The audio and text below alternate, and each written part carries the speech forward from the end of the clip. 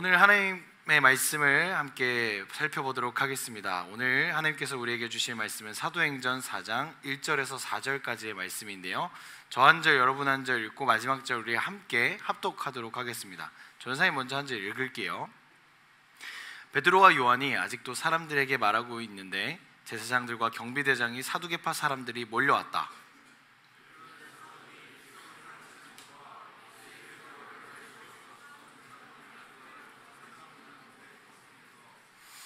사도들을 붙잡았으나 날이 이미 저물었으므로 다음 날까지 가두어 두었다. 함께 읽습니다. 그런데 사도들의 말을 들은 사람들 가운데서 믿는 사람이 많으니 남자 어른의 수가 약 5천 명이나 되었다. 아멘. 자, 오늘 전도사님이 여러분과 함께 나눌 말씀의 제목은 세상 앞에 서다라는 제목입니다. 오늘 본문 말씀은 베드로와 요한이 공회 앞에 서서 사두개인들과 마찰을 빚게 되면서 가두어지게 되는데, 이때도 하나님의 일하심이 어떻게 이루어지는지를 보게 되는 것입니다. 자, 여러분, 바리새인이라고 하면 혹시 들어본 적이 있나요? 바리새인? 외식하는 자라고 흔히들 많이 이야기합니다. 그러면 우리가 오늘 본문에 나오는 사두개파, 이 사두개인들은 어떤 사람들일까요? 사두개인들은 대부분 이 레위인들로 구성이 되어 있는데요, 레위인들로 구성되어 있던 이 사람들은 구약 성경에 나오는 제사를 담당했던 족속이었어요. 그 사람들이 후에 사두개인들이 된 것인데, 이들은 로마인들과 친밀하게 지내면서 권력을 유지해 나가며 귀족 계급에 있었던 사람들이요. 그 말은 뭐냐면, 이 사람들은 로마와 친밀하기도 하고 또 이스라엘에서 예배를 담당하던 사람들이었고 또 많은 권력과 돈이 있었던 사람들이었어요. 자, 이 사람들은 특별하게 부활에 대해서 부정적으로 이야기했는데, 오직 제사와 이 레위인들이 상징적으로 이야기하는 정결의식을 통하여서만 하나님 앞에 합당한 보상을 받을 수 있다라고 이야기했습니다. 그럼 그들이 이 베드로와 요한을 왜 가두게 되었는지가 중요하겠죠.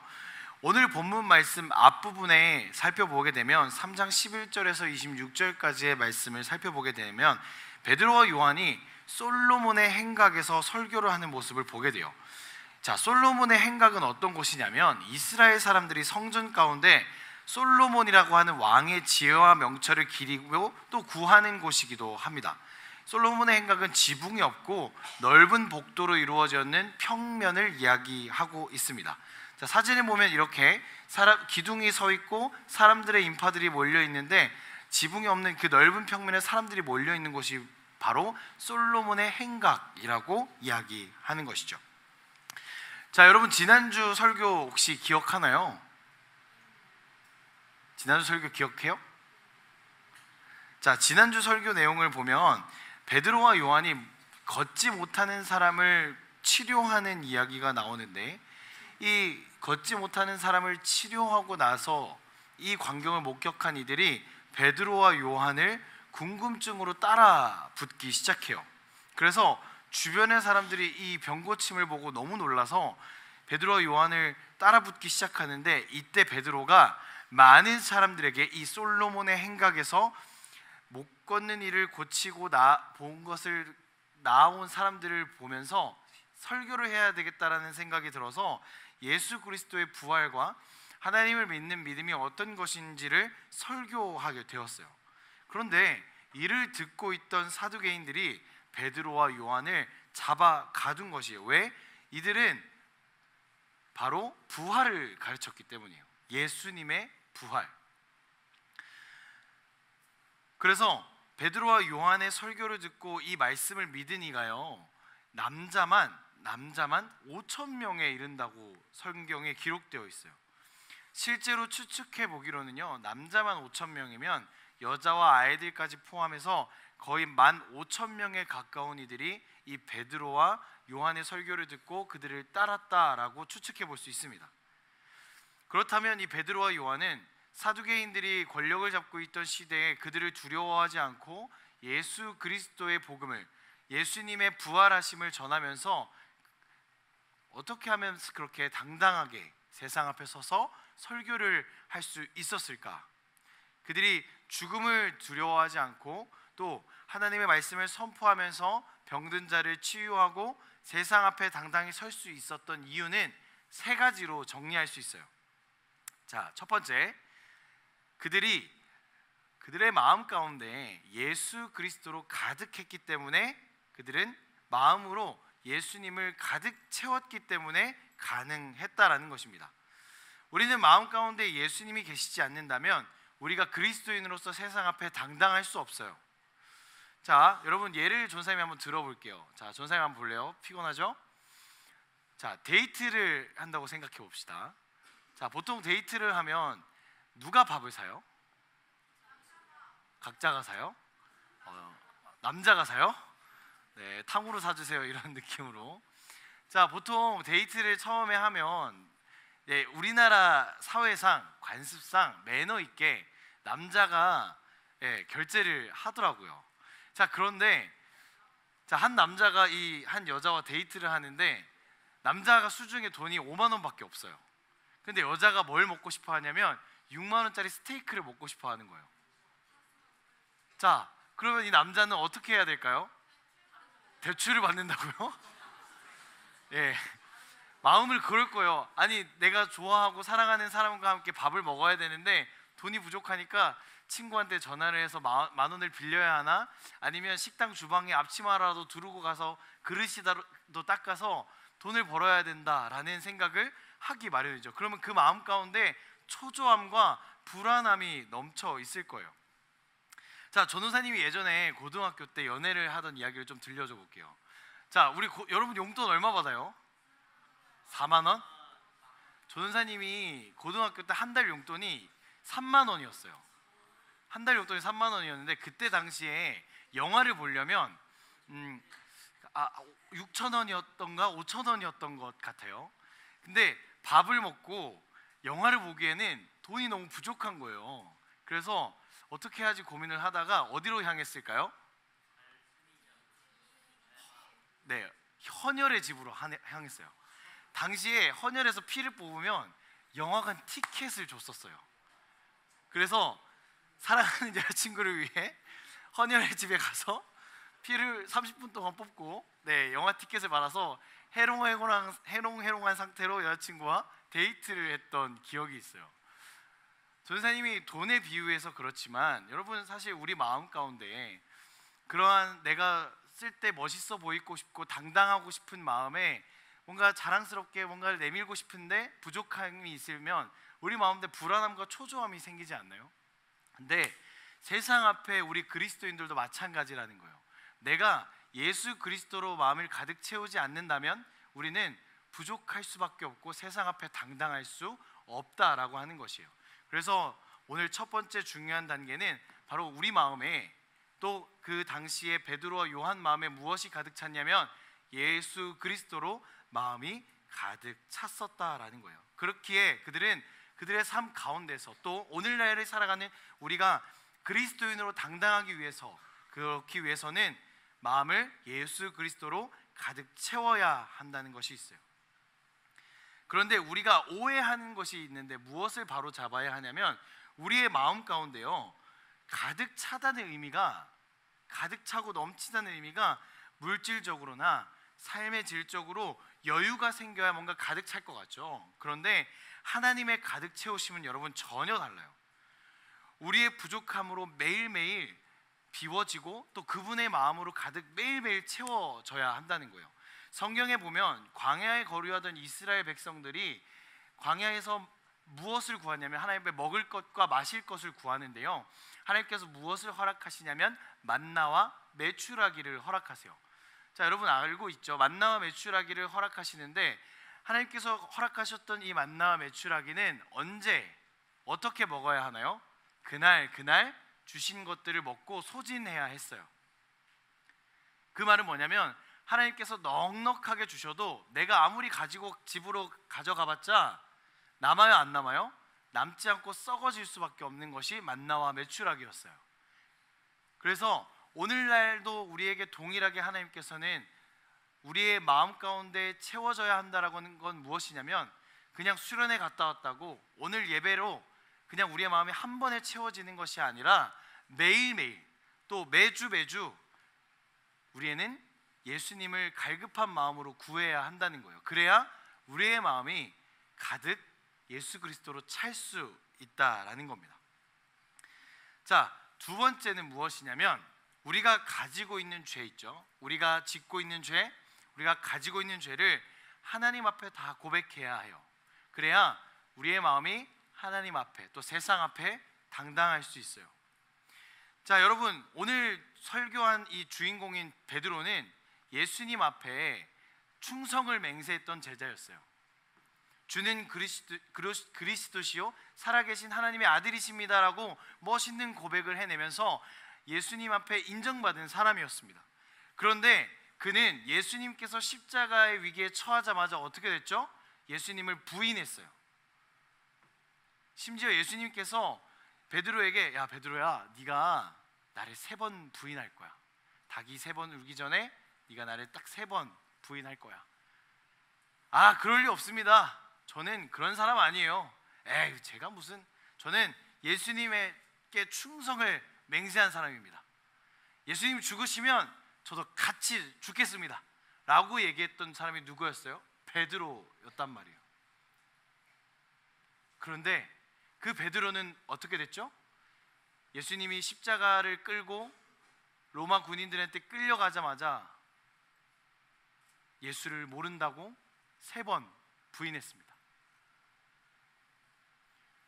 그런데 참 재밌는 것은 그렇게 배반한 베드로를 예수님은 먼저 찾아오셔서 배반한 사람으로 남아있게 하는 것이 아니라 다시 한번 내가 너를 사람을 낚는 어부로 만들겠다라고 말씀하시면서 그를 용서해 주시고 회개토록 하셨습니다. 그러고 나서 베드로는 그 부활을 맞이하고 자신을 용서해 주신 예수님을 바라보며 어떻게 살아갔나요? 다시는 뒤돌아보지 않고 죄를 고백하며 열심히 예수 그리스도를 위해 복음을 전하며 살아갔습니다. 그가 그렇게 살아가고 당당히 나아갈 수 있었던 것은 자신이 죄인임을 고백하고 주님이 내 삶의 주인이라는 것을 끊임없이 고백하고 인정했기 때문입니다. 여러분, 우리는 때로 내가 남에게 이야기할 수 있는 아픔과 어려움을 가지고 있어요. 하나님 이미 다 알고 계신다면서요. 하나님께서 충분히 해결해 주실 것이 아닙니까? 라고 질문할 수 있는 우리들을 하나님께서는 맞아, 내가 충분히 해결할 수 있어. 내가 너의 앞에 나와 있어. 그런데 너는 내 앞에 찾아와 있니? 나를 향해 바라보고 있어? 나를 향해 등 돌리고 있는 게 아니라 나를 마주보고 있니? 예수님을 믿는 첫 번째 단추는 회개입니다. 나의 추악하고 더럽고 씻을 수조차 없는 죄를 깨끗게 하실 수 있는 유일한 분은 바로 하나님이심을, 예수 그리스도밖에 없음을 우리가 기억해야 해요. 자, 여러분, 맛있는 음식을 먹고 나서 집에서 자기 전에 여러분 무엇을 하죠? 양치지, 치카치카 양치지를 해요. 죄로 더럽고 얼룩져 있는 우리를 깨끗하게 하실 수 있는 분은 하나님이시니까 우리가 매일매일 더럽고 추악해진 마음을 씻어내기 위해서는 하나님께 나아가야 된다는 거예요. 자, 전사님 최근에 JMT 2기를 다녀왔어요. 우리 친구들과 제주도를 갔다 왔는데 함덕해수욕장이라는 곳에 가서 우리 친구들과 너무나도 즐거운 시간을 보냈습니다. 그런데 선크림을 이렇게 발랐는데도 햇빛이 너무 강해서 피부가 다 까매진 거예요. 그래서 입고 있던 옷 자국을 이렇게 딱 타게 되더라고요. 심지어는 선글라스를 끼고 있었는데 눈 주변만 하얗고 나머지는 다 빨갛게 달아오른 저를 발견하게 됐습니다. 그런데 전사님이 집에 돌아와서 막 이제 사랑하는 아내한테 혼나면서 막 오일을 이렇게 올려서 이제 피부를 진정시키는데, 그렇다고 해서 그 다음날 바로 여러분 우리가 아무리 노력한다고 피부가 원래대로 돌아오나요? 아니에요. 우리는 그럴 힘이 없어요. 우리는 우리 스스로 깨끗하게 할 능력이 없습니다. 우리를 깨끗게 하실 분은 오직 예수님의 보혈밖에 없어요. 우리가 그것을 믿고 나아갈 때 우리의 삶이 깨끗해지고 회개되는 줄 믿습니다. 자, 그리스도인으로서 당당하게 설 수 있다, 세상 앞에 당당하게 서다, 그 두 가지. 자, 첫 번째가 뭐였죠? 내 마음을 무엇으로 채운다고요? 예수 그리스도로 채워야 된다. 자, 두 번째, 전사님 방금 얘기했던 게 뭐였죠? 바로 회개해야 한다. 자, 마지막입니다. 마지막 세 번째는 무엇일까요? 바로 마음을 전해야 한다는 거예요. 본문 말씀의 제자들은요, 자신들이 받은 하나님의 마음을, 예수 그리스도의 사랑을 세상에 전하며 나아갔어요. 그것이 비록 핍박과 환난의 자리임을 알고 있었지만 그들은 그럼에도 불구하고 하나님의 사랑을 전해야 되겠다라고 하는 뜨거운 마음을 가지고 그 자리로 나아갔습니다. 그 삶은 분명 외롭고 처절하고 힘들었을 거예요. 그런데 끝까지 그들은 포기하지 않고 그 삶의 자리로 나아갔습니다. 그렇게 하나님의 말씀을 선포하며 비전을 품고 나아갔던 거예요. 하나님의 나라가 이 땅 가운데 올 그날까지 내가 하나님의 말씀을 끝끝내 붙잡고 나아가겠다.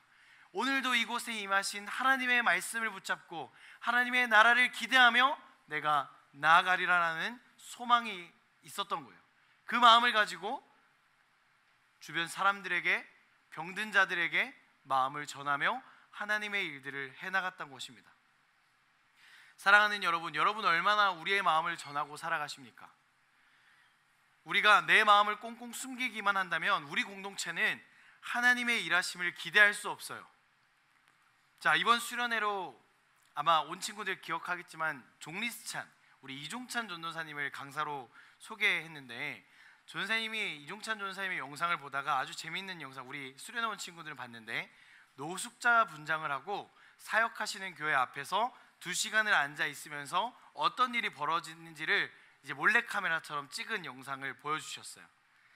그 영상에서 이 이종찬 전사님이 이야기할 때 지극히 작은 자 하나를 섬기는 사람이 되어야 함을 권면하고 있었고, 그 지극히 작은 자 하나는 오늘날 내 주변 사람, 심지어 바로 내 옆에 사람이 될 수 있다는 것을 알려주었습니다. 여러분, 우리는 사회에 살아가면서 내가 서비스 받는 것은 굉장히 중요하게 생각해요. 내가 손해보는 장사는 하기 싫어합니다. 심지어 어쩌면 사실 우리는 내 주변 사람들에 대해 그닥 관심이 없는지도 모르겠어요. 심각한 수준에 이르러서는 내 주변이들이 실수하기만을 기다리고 지적할 거리와 비난할 거리를 찾아 조롱하고 있는지도 모릅니다. 여러분은 지금 살아가고 있는 그 삶의 자리에서 얼마나 당당하게 살아가고 있습니까?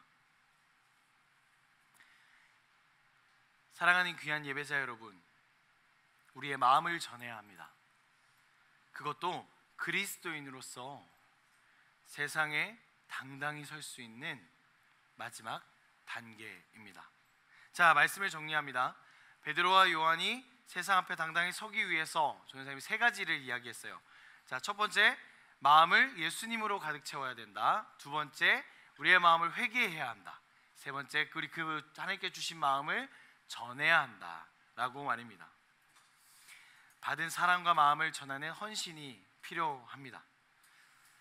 전사님이 우리 틴즈파이어 친구들이 그러한 마음 가지고 세상 앞에 당당히 설 수 있는 귀한 청소년들이 되었으면 좋겠습니다. 자, 여러분, 이제 전사님이 여러분에게 그리스도인이 세상에 당당하게 서는 법을 알려줄게요.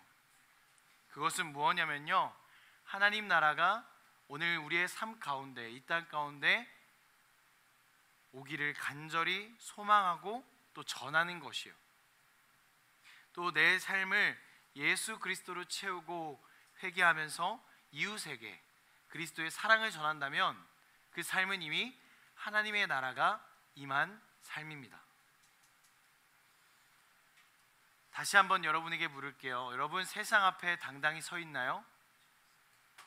아니라면 오늘 우리가 함께 주님 앞에 나아가 그 삶을 점검하고 이 예배의 시간이 끝나고 이제 내일부터 또 삶을 시작할 때 세상 앞에 당당히 설 수 있는 우리 틴즈파이어 친구들이 되기를 간절히 소망합니다.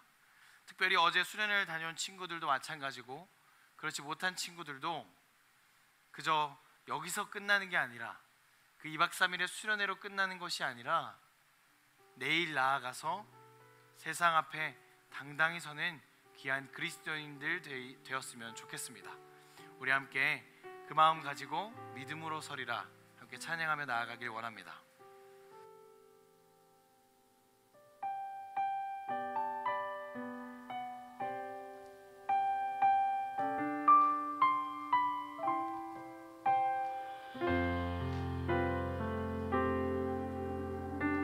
간절히 고백합시다. 이곳에 임하신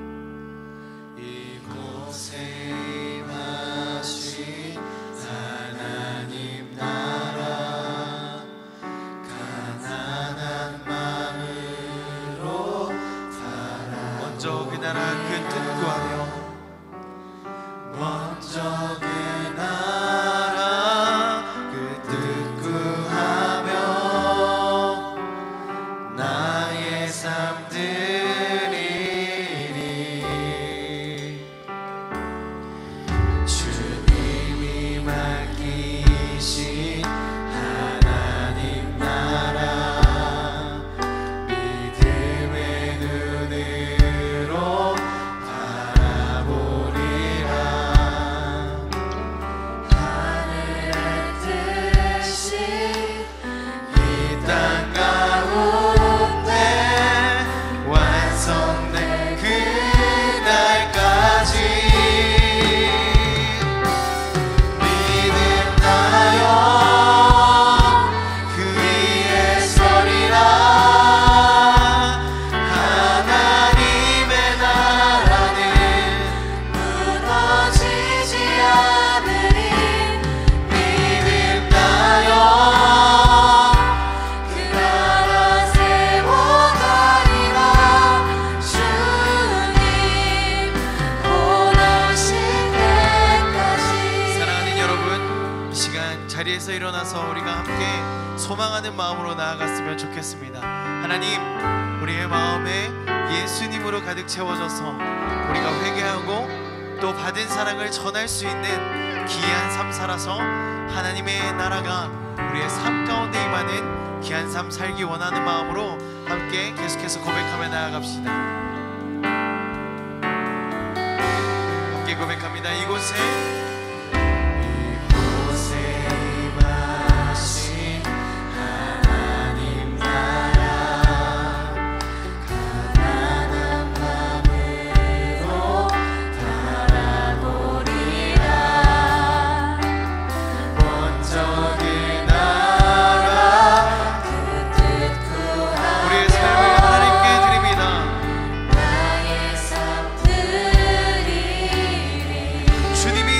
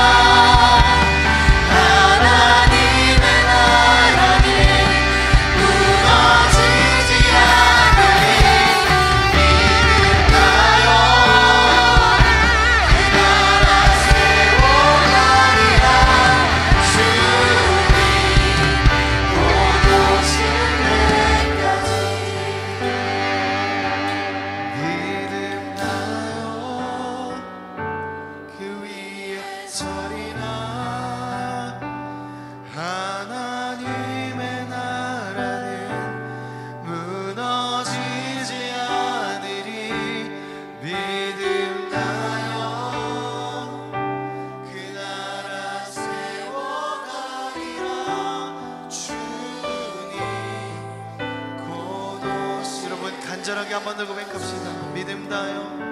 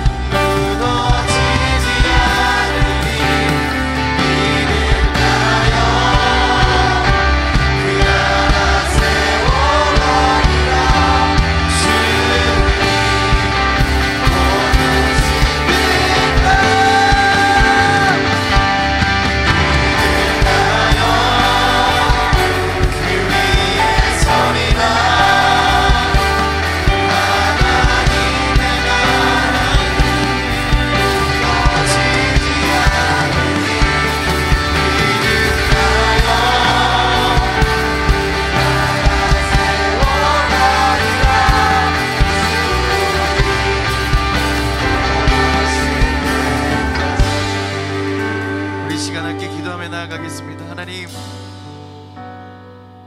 수련회하면 뭐합니까? 예배를 드리면 뭐합니까?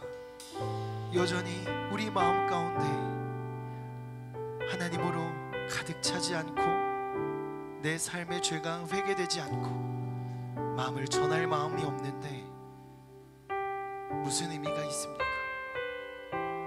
이 시간 우리가 하나님 앞에 나아갈 때 하나님께서 우리의 마음을 채워주시고 우리가 보지 못했던 죄들을 회개하게 하시며 하나님의 마음을 전하며 살길 원합니다. 그렇게 결단할 때 우리의 삶에 하나님의 나라가 임하여지고 오늘 이곳 가운데에서 하나님의 나라가 임하여지는 줄 믿습니다. 우리 그 마음 가지고 간절하게 고백할 때 하나님, 오늘 이 시간 우리의 마음 가운데 임재하여 주옵소서. 우리가 바라보지 못했던 죄들을 회개하게 하시고 우리가 받았던 사랑을 세상 가운데 전하며 사는 복음의 증인자가 되게 하길 소망하오니 우리가 그렇게 결단하게 하여 주옵소서라고 이 시간 다 함께 주여 한번 부르짖고 합심하며 나아가겠습니다.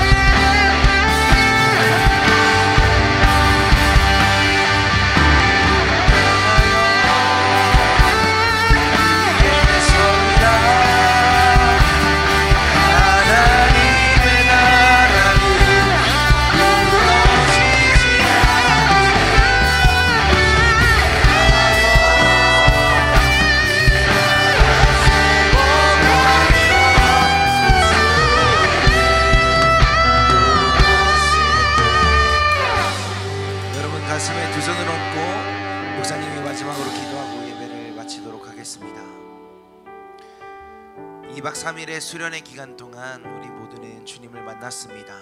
우리의 마음에 예수님을 영접했고 그동안 우리가 하나님 앞에 지었던 죄들을 회개했고 또 다른 사람들에게 받은 사랑을 값없이 받은 은혜를 나누기로 결단했습니다. 그런데 이 마음이 오래가지 않을 거라는 것, 이 마음 또한 시간이 지나면 변할 거라는 것을 우리는 모두 압니다.